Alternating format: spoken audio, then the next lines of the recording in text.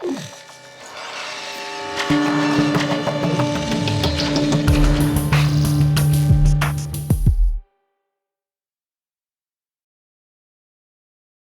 janeiro desse ano, eu, o Ismael e a Estopa saímos aqui de Florianópolis numa viagem de bicicleta rumo ao sul.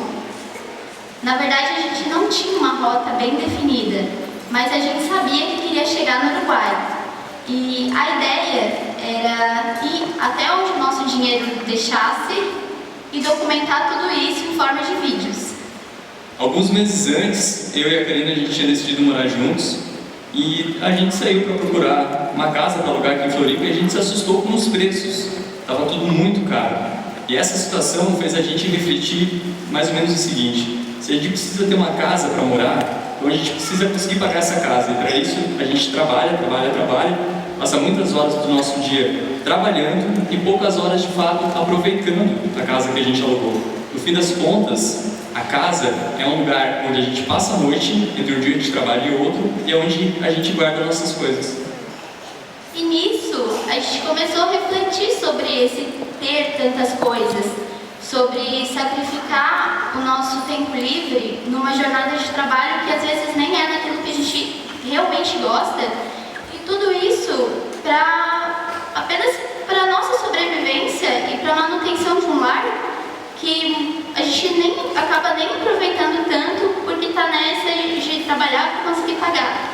E nessa época a gente estava quase se formando da faculdade e a gente via isso e outras normatividades que todo mundo espera assim, da gente, como ter um diploma, ter um bom emprego, casar, ter filho, comprar apartamento, comprar coisas, trocar de carro, tudo isso, a gente via mais ou menos como um ciclo que se a gente entrasse, ia ser difícil achar uma brecha para sair.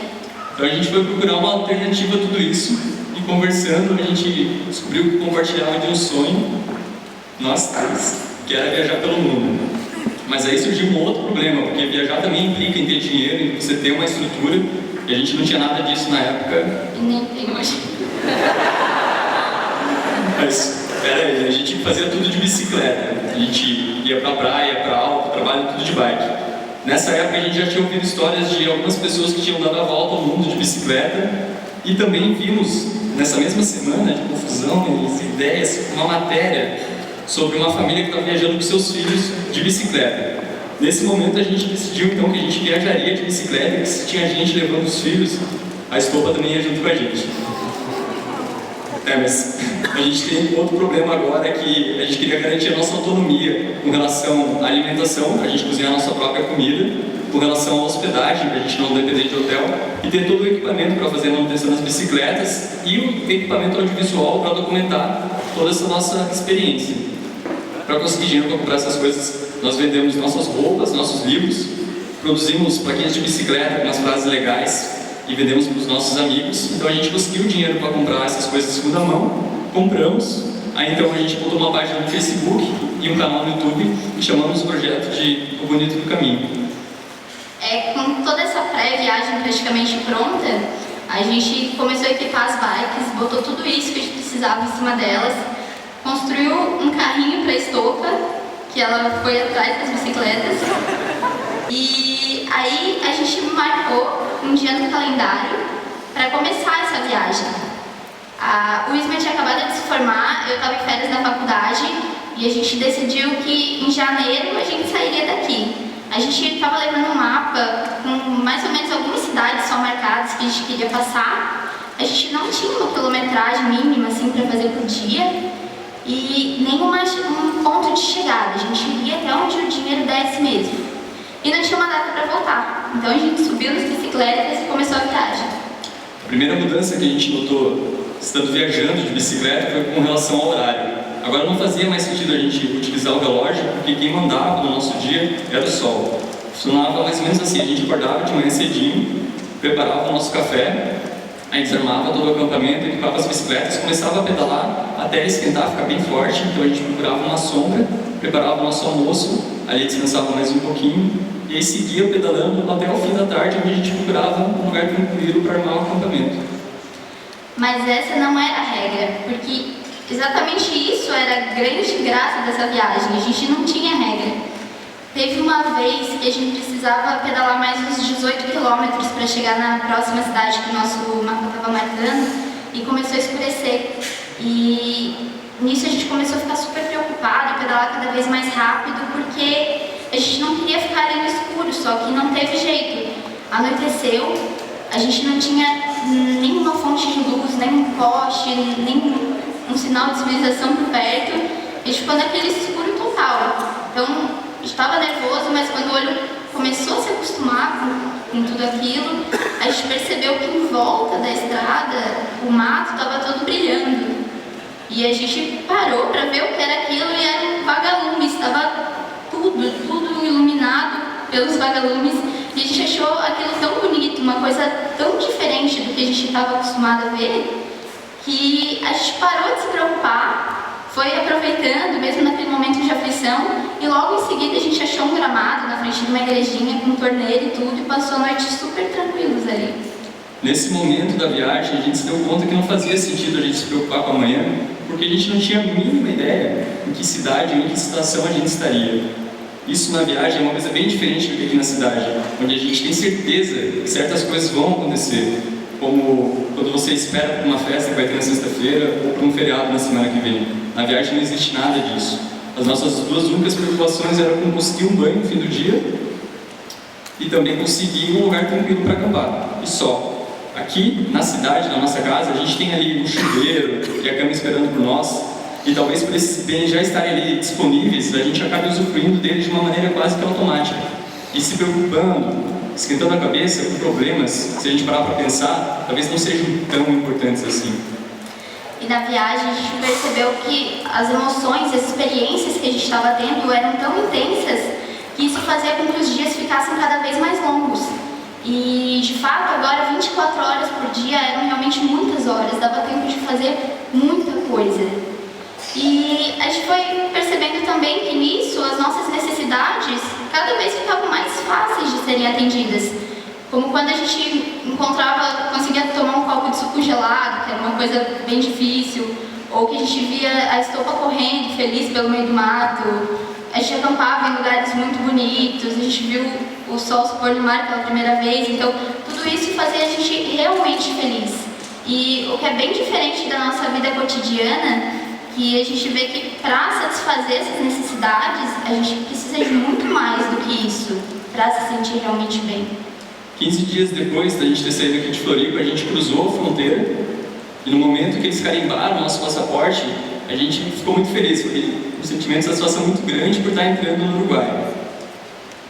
Fazia mais ou menos 2 semanas que a gente estava pedalando e a gente ainda estava se acostumando com os novos hábitos. Estava viajando em cima de uma bicicleta, a rotina de ter que armar e desarmar o acampamento todo dia, de ter que cozinhar as 3 refeições do fogareiro e ter que lavar a própria roupa com a água pontadinha ali. Mas ali, nesse momento que a gente cruza a fronteira com o Uruguai, essas mudanças ficam muito maiores e mais significativas, porque além de tudo isso, agora é outra moeda, é outro idioma, outros costumes, e agora a gente passa a sentir que as pessoas não nos veem mais apenas como viajantes de bicicleta.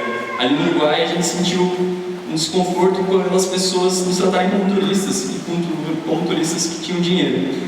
Foi aí que a gente foi recebendo, não sentindo mais aquela receptividade que a gente vinha sentindo ao longo das cidadezinhas assim do Brasil. E para piorar essa situação, a gente se viu num momento que a gente estava sem dinheiro de papel e o nosso cartão foi bloqueado. Então a gente tentou várias e várias vezes, conseguiu desbloquear de um orelhão, só que a cidade que a gente tinha chegado não tinha nem caixa eletrônico e nem os mercadinhos aceitavam cartão. Então a gente estava com fome, sem banho, sem dinheiro, numa cidade que a gente tinha acabado de chegar, não conhecia nada e estava escurecendo. E foi nesse momento que a gente voltou a se questionar sobre o valor do dinheiro, sobre se fazendo essa viagem com dinheiro a gente não estaria passando tanto perrengue, tantas situações ruins que a gente estava passando até ali. E isso voltou a não fazer sentido pra gente.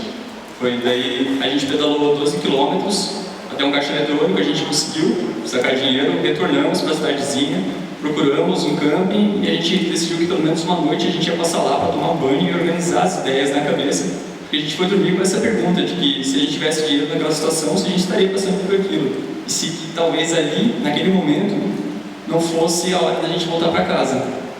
Então a gente foi dormir com essa indagação na cabeça. Daí no outro dia, eu estava escovando os dentes e a Karina mexendo no celular, a gente conseguiu acessar a internet do camping e ela me chamou. Quando a gente foi ver, tinha chegado um monte de e-mail e várias mensagens na página do Facebook de um pessoal dando uma força pra gente, mas era muita gente.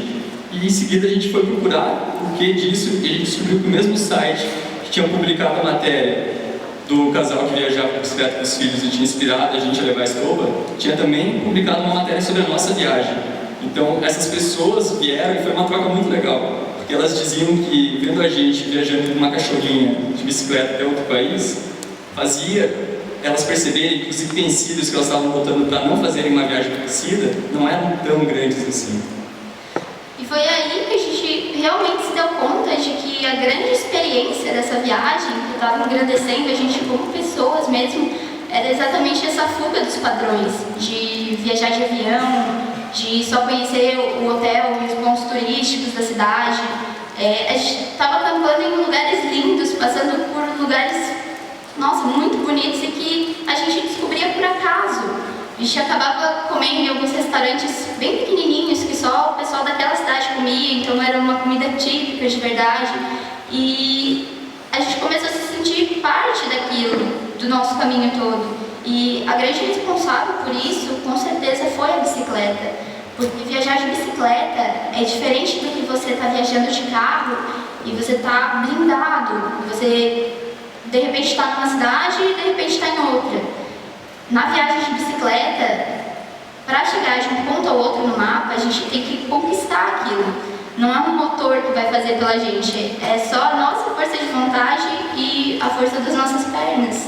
Cada vídeo novo que a gente postava no canal, eram mais e mais pessoas vindo conversar e interagir com a gente. Outros ciclistas vinham dizer para a gente passar em determinados pontos, porque eles já tinham feito esse trajeto de bicicleta, a gente não podia perder uma árvore legal para acampar embaixo, ou visitar uma lagoa que tinha muitos pássaros. E essa relação chegou até um ponto que a gente recebeu um convite de um casal de brasileiros que moram em Montevidéu, e a gente aceitou o convite de hospedagem deles e a gente ficou lá vários dias e foi uma experiência incrível. Ao total são 12 vídeos que a gente documentou toda a viagem.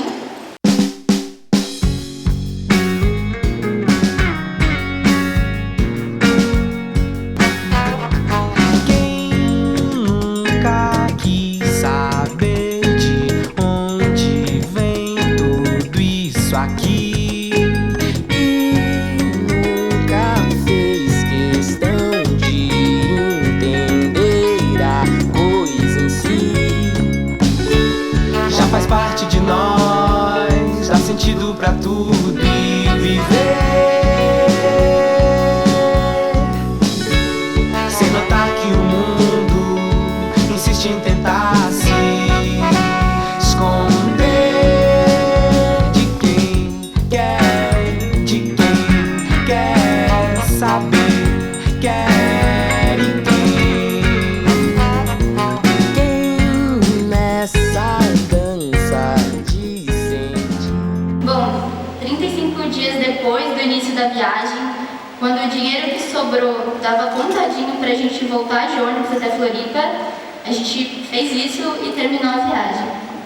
Hoje, de volta na cidade, nós somos realmente gratos pelo chuveiro elétrico,